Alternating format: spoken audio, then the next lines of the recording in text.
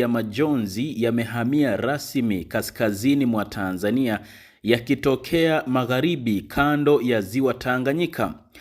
Ni Jumamosi ya tarehe 4 ya mwezi Julai mwaka wa 2026, wakati nchi nzima ikisubiri kwa hamu majibu ya maabara ya mkemia mkuu wa serikali. Safari ya mwisho ya Suez Daniel Maradufu, aliyekuwa dereva wa makamu mwenyekiti wa Chadema Bara John Wegesa Heche, imeingia katika hatua ya majonzi makubwa nyumbani kwao mkoani Mara. Asubuhi ya tarehe 4 Jumamosi mwezi Julai mwaka wa 2027, mji wa Tarime umesimama kwa muda. Ni baada ya msafara mrefu wa magari ulioongozwa na John Wegesa Heche mwenyewe ukitokea Kigoma kuwasili katika hospitali ya wilaya ya Tarime eneo la Bomani, ukiwa umebeba mwili wa Suez Daniel Maradufu. Mapokezi yake yamegubikwa na vilio, simanzi na mabango kutoka kwa maelfu ya wanachama wa Chadema, ndugu na marafiki waliomiminika kuupokea mwili wa kijana huyo aliyefariki katika mazingira yanayotajwa kuwa na utata mkubwa. Lakini nyuma ya vilio hivi vya Tarime kuna dhoruba kali ya kisiasa inayofukuta. Chadema kupitia kwa naibu katibu mkuu Bara Amani Golugwa wameibuka na kumtupia onyo zito mkuu wa mkoa wa Kigoma Balozi Simon Siro, wakimtaka aache kutoa nadharia za kufunika kombe kuhusu kifo hicho cha Suez Dani Maradufu, huku wakifichua siri nzito ya misafara ya viongozi wao kufuatiliwa kwa siri na watu wasio na sare. Huu ni mnyororo kamili wa matukio yaliyojiri ama yaliyoanza kujiri tangu kifo cha Suez Daniel Maradufu mpaka hivi leo. Ili kushuhudia jinsi mji wa Tarime ulivyopokea msiba huo, ni lazima kurejea majira ya asubuhi ya tarehe 4 ya mwezi Julai 2026, ambapo milango ya hospitali ya wilaya ya Tarime eneo la Bomani ilifurika watu. Gari lililobeba mwili wa Suez Dani Maradufu lilipoingia tu kwenye geti kuu la hospitali, ukimya ulikatika na nafasi yake ikachukuliwa na vilio vya kina mama, ndugu na vijana wa Chadema waliovalia mavazi ya magwanda ya chama chao. Msafara huo uliotembea mamia ya kilomita kutoka mkoani Kigoma umekuwa wa majonzi makubwa kwa John Wegesa Heche, ambaye ameshuhudia mwili wa dereva wake ukiingizwa katika chumba cha kuhifadhia maiti, yani mortuary. Mwenyekiti wa Chadema mkoa wa Mara, ambaye pia ni mwenyekiti wa kamati ya msiba Chacha Heche, pia mdogo wa makamu mwenyekiti wa Chadema, akizungumza na vyombo vya habari asubuhi ya tarehe 4 ya mwezi Julai 2026, ameeleza ratiba kamili ya masaa yaliyosalia kabla ya Suez Dani Maradufu kupumzishwa. Kulingana na Chacha Heche, mwili huo umehifadhiwa hospitalini hapo kwa muda wa asubuhi na mchana, na majira ya saa 10 jioni unatarajiwa kutolewa rasmi na kusafirishwa kuelekea nyumbani kwa marehemu katika mtaa wa Kibasa, kata ya Sabasaba, Tarime mjini, ambako shughuli za maombolezo zinaendelea. Chacha Heche amethibitisha kuwa mazishi rasmi yanatarajiwa kufanyika siku ya Jumapili, huku ulinzi na maandalizi makubwa ya chama yakielekezwa eneo la makaburi.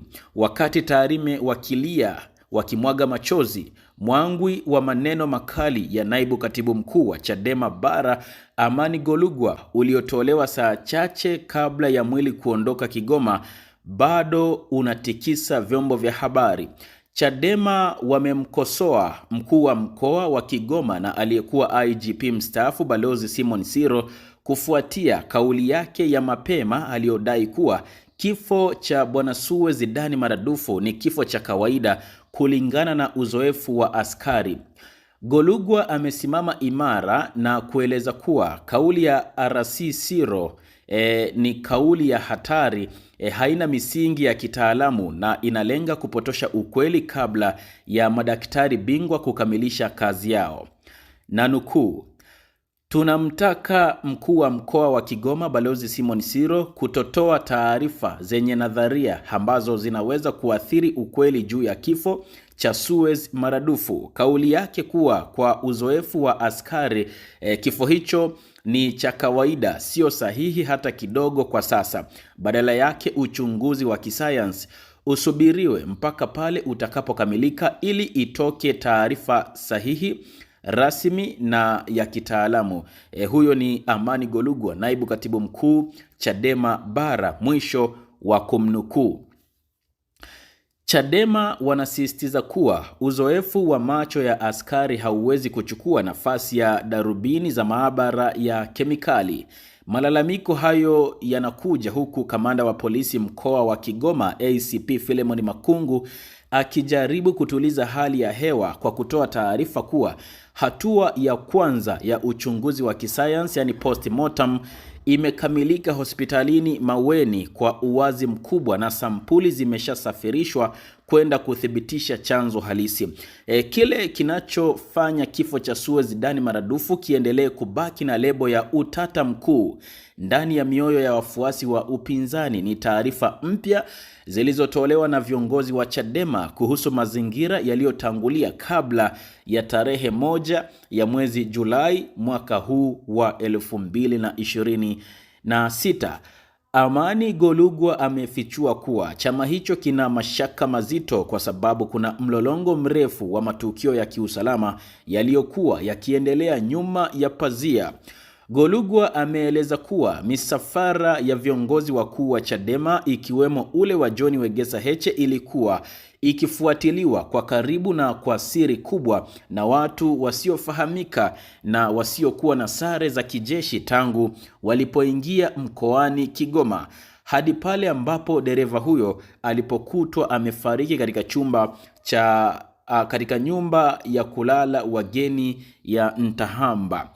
Kuwepo kwa watu hao wasio na sare kuliongeza uzito wa hoja kuwa kifo cha Suez Dani kinaweza kikawa na mkono. Chadema wameweka msimamo wao wa mwisho kuwa hawatasita kuamini kuwa dereva wao ameuawa au amefariki kwa hali yenye mashaka hadi pale ripoti rasmi ya maabara ya mkemia mkuu wa serikali itakapokuja na thibitisho la kisayansi linaloonesha vinginevyo. Kwa sasa vidonge vilivyokutwa chumbani kwake vimechukuliwa kama kielelezo kimojawapo tu, lakini si jibu la mwisho. Tunapofika tamati ya habari hii, macho ya Watanzania wengi siku ya Jumapili yatakuwa yameelekezwa katika mtaa wa Kibasa, kata ya Sabasaba kule Tarime mjini, ambapo hapo ndipo Suez Dani maradufu atakapolala kwa mara ya mwisho.